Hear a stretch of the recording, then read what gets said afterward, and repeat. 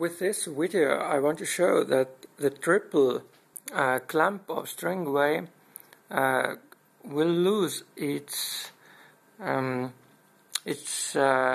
power to hold during the first stringing already.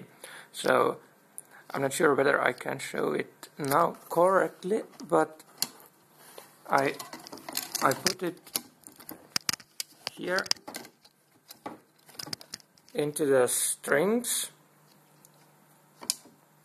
then I press it and it doesn't hold. So of course I can regulate it from here to be harder, but then I cannot press it at all. Okay, I loosen it a bit.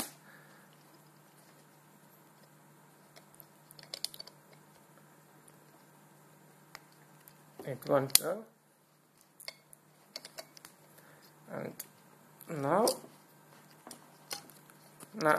it's impossible. It just doesn't hold. It's because of this white part. It will get very slippery. So how to come over it?